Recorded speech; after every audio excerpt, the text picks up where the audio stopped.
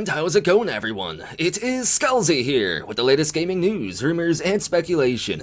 And it seems like that recent storm of Bethesda leaks has finally started to slow down a bit, which isn't at all surprising to be honest, because it seemed like every day for at least a week straight there, we kept on getting some new or extended form of a Bethesda leak. It was pretty exciting to be honest. From the GE Force datamine list, which is now being forcibly taken down by Nvidia by the way, to the multiple new Starfield leaked images. However, just because there aren't any more leaks going down doesn't mean that we don't have anything new to talk about, because in today's video, I plan on breaking down a few recent discoveries that I made that seems to indicate some very exciting things are going down within Bethesda right now. Perhaps even secret Daedric summoning rituals to summon different versions of Todd Howard from other realities in order to try to re-release a new version of Skyrim one more time. And like my longtime viewers no doubt know by now, you can get a surprising amount of new discoveries from recent job postings within the gaming industry. We have made some pretty huge findings in the past, and job postings just like the ones that I'll be breaking down in today's video.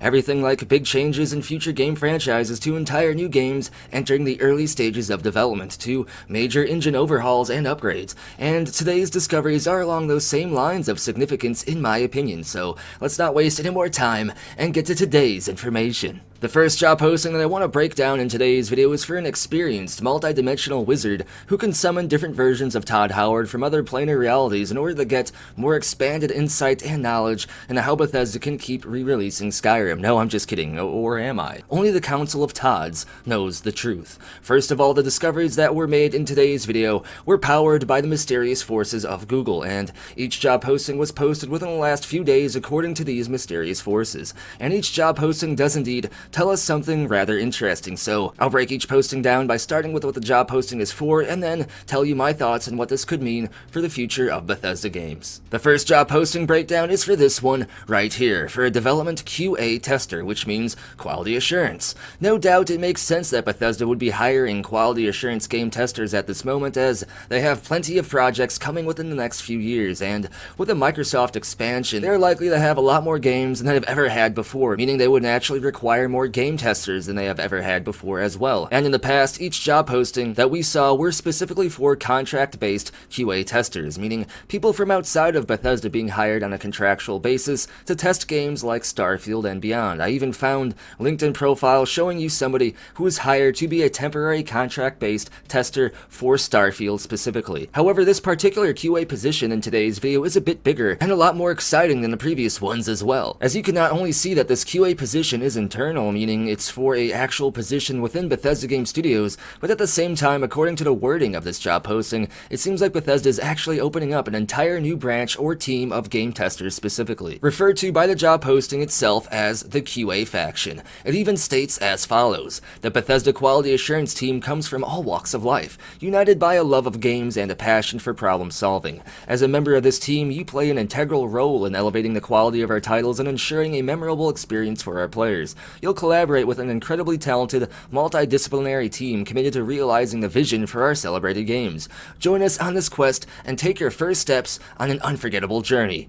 Chris. Now, I'm not sure who the mysterious Chris is who is quoted there, as there are numerous Chris's within Bethesda. However, what I do know is that this is great news for Bethesda fans and Bethesda themselves, as it's apparent an entire new QA team is being started right now, or has been started recently within Bethesda, or at the least they're being expanded recently. This means a permanent increase in the amount of game testing and hopefully bug fixes in future Bethesda Game Studios games, meaning Starfield could potentially have the least amount of launch glitches and problems out of every previous Bethesda Game Studios RPG to date, which is quite a crazy bold statement to make. However, when we consider just how much more massive these games might be when compared to Skyrim or Fallout 4 for example, then the need for more QA testers makes even more sense, as larger games have more potential for bugs and problems, so naturally they would need a larger and more permanent increase in that QA department. This isn't knocking any external contract-based QA testers that Bethesda might have hired over the years, but obviously essentially a permanent internal testing team would no doubt be far more effective, as they can literally work directly alongside the game's development team to better identify and fix future issues. With all this in mind, I can say with confidence that this is evidence and direct confirmation that Bethesda Game Studios is going to work even harder at making their games launch in a less buggy state, which is great news. Less glitchy cheese for everybody. The next job posting somewhat goes along the same lines as the quality assurance tester, only in a different way. In the past, Bethesda's gotten some negative press for hiring somewhat ineffective customer service teams. Like game testers in the past, these customer service agencies consisted of external agencies hired on a contractual basis. So again, these were people outside of Bethesda contracted on a temporary basis to handle any customer service issues. And oh boy, were there a lot of issues when this was going down, as Fallout 76 and all of its problems, such as the great canvas bag shortage, were filling up the headlines, and all the while, Bethesda's external customer service agency was making all of this worse, with seemingly detached from reality and cold responses to community members suffering from any number of these issues. Because of this, Bethesda got ye old negative reinforcement just like Mama used to make, and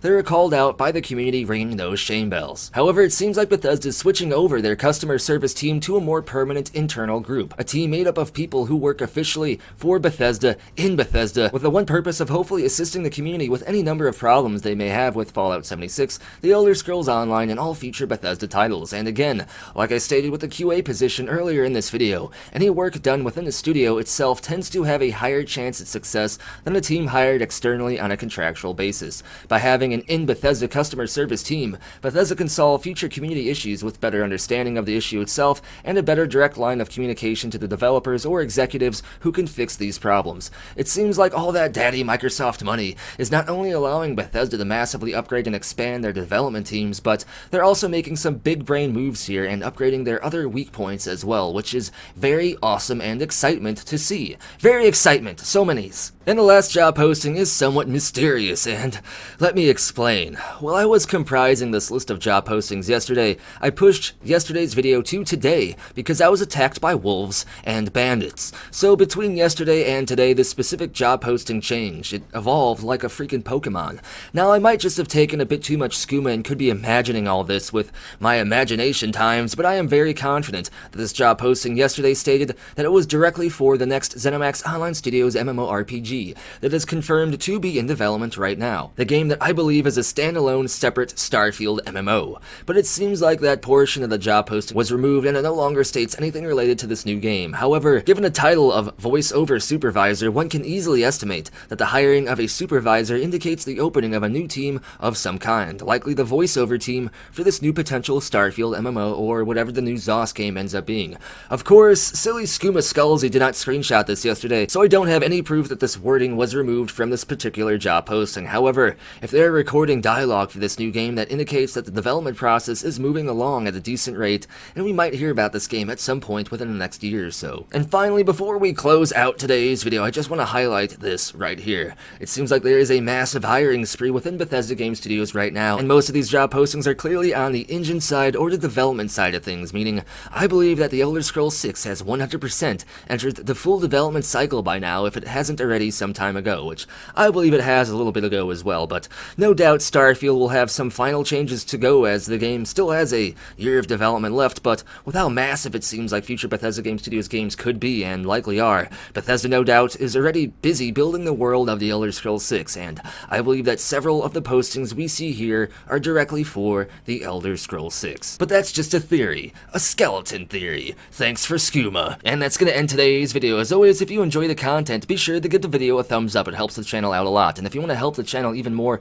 please subscribe and double check to make sure you still are subscribed. And if you truly want to help grow the channel, share the video, share the channel, as when a community shares the content, that's the best way a channel can grow. And finally, if you want to go above and beyond to support the channel and the community, you can support the channel over on Ko-fi, Patreon, or here on YouTube as an exclusive channel member. There's also merch listed down in the description below. Links for all this and more are down in the description below. And as always, thank you for watching. Be sure to tune in next time when I probably get tired of making skooma references. No, I'm just kidding. Those are never gonna get old for me.